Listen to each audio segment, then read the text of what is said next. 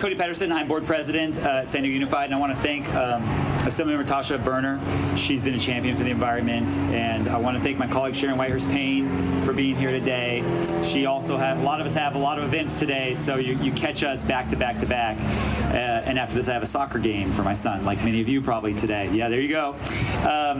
My message here is, as somebody who I teach a class. I'm at San Diego Unified, but I teach a class at UCSD called Politics for Environmental Change.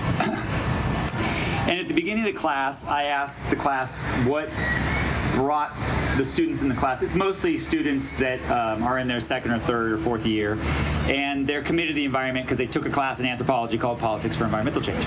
And I asked them, what motivated you to get involved? And every single one, every single one has a story to tell about a time in their life or a particular moment in their life in which they developed genuine intimacy with the natural world.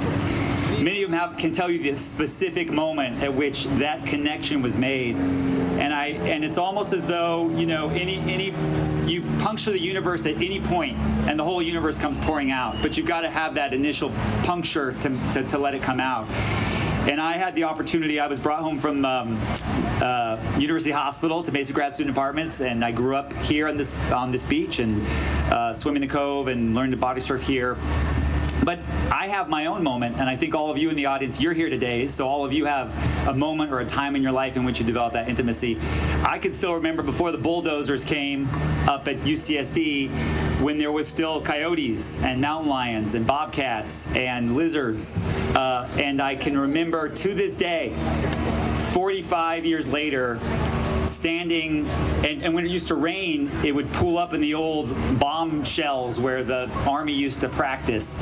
And I can remember 45 years later, the feeling when you'd put your hands in and you'd feel the tadpoles, the pollywogs in the water. I can feel what it feels like to have pollywogs in my hand 45 years later.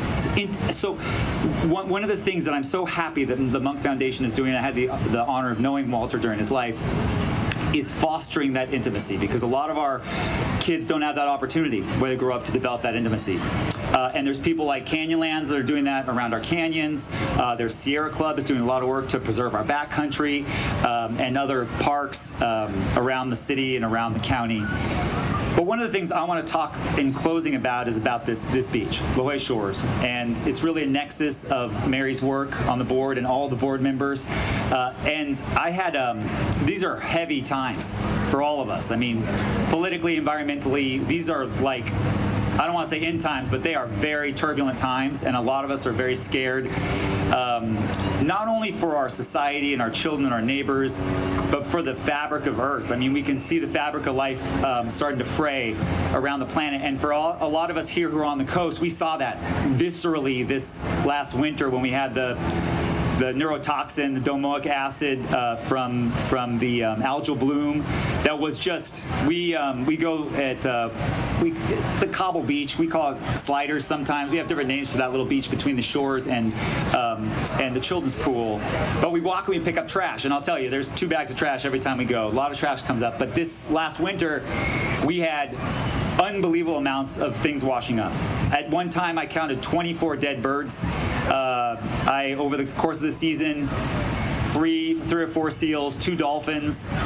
Everything was washing up, and you could really feel just day after day the burden of what is happening to our oceans. And that's to a certain extent natural fluctuations, but also climate change and the heat that is building up in our oceans.